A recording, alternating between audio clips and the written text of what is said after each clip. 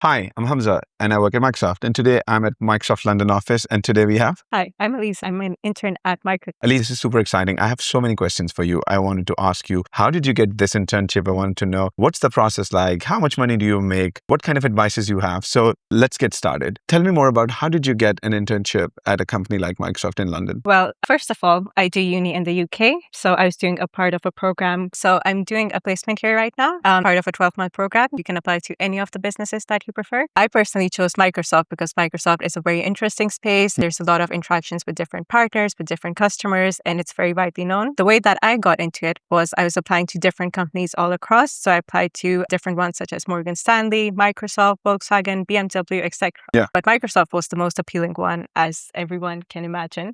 So as an intern, what kind of work that you do here? So right now I'm focused on AI skilling. So AI skilling across the UK and how we can transform AI in the UK, giving everyone the right knowledge for it. So that's Which is amazing, right? This is the work that a lot of people want to do and want to know. You are skilling people in AI. Yep. What are key challenges that you have seen so far in the industries like in that space? I think people are very, very hesitant when it comes to AI. There are a lot of barriers that are in place, but we're trying to break those barriers and trying to tell everyone how important the knowledge of AI is and how it's supposed to assist you and it's supposed to help you out, get to the next level rather than replace you or get in the way. So have you seen people's reactions gotten better over time and they're more accepting than the new change that is out there? 100%. I've always noticed a difference in that. They're always much more happier, how it frees up their time. It breaks down all of those repetitive tasks that they're constantly having. So I think it's very Do you see that different in the UK versus US? Like I'm assuming that you're working globally in global team, right? Do you see that the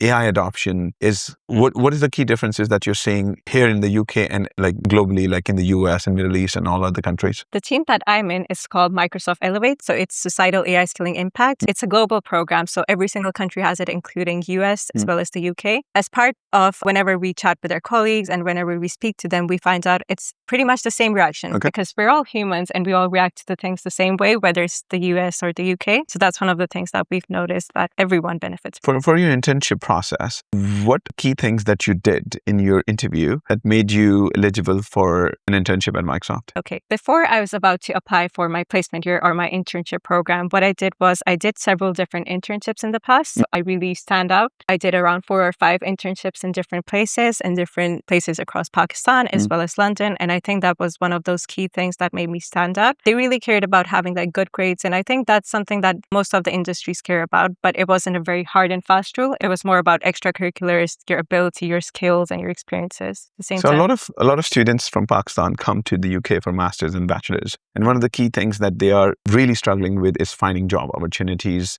here while they're studying. So do you have any advice there? Like how can they do that? Yep. I would definitely say in Pakistan, we have different opportunities. So having those opportunities beforehand is always very good. Maybe what I personally did was I would go to Pakistan in summers. I'd grab those opportunities, those experiences, and I would come here to have much more experience that generally in the UK, it's a bit tougher to get. And then I'd apply here. So it would make it much more easier. But at the same time, I would say to not be afraid to still apply, even if everyone says you it's very intimidating. It's very scary. It's going to be tough to get in. You should still have very high expectations. You were just telling me about like how everyone told you not to apply in big tech and all these big companies because you're never going to get it, right? But you did, right? Talk a little more about that. Like why you decided to apply for big tech companies with very little experience. I think it was more so about big tech being very interesting, especially this pace that we're in today and the way the world's constantly growing in terms of AI. So that was one of those key things that really made me interested. Yeah. But at the same time, it was the fact that I had a lot of belief in myself. And because of that, I applied. At the same time, I studied business analytics at uni. So I think that was one of those things as well that made me very inclined to learning more about tech and also like developing my profile and learning more about it because it's still an internship and I have a lot of opportunity to experiment, explore, and find out more what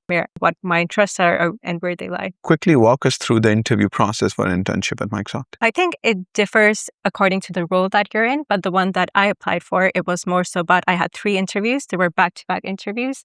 And they were all on teams. So it was more about like different sections on your personality. There were also like situational based. There were a lot of like different variety of questions that they asked to make sure that I was correct for this role and my experience as well as the projects that I've worked on at uni. So it was just a What is one advice that you have for people who are trying to pursue internship opportunities in big tech?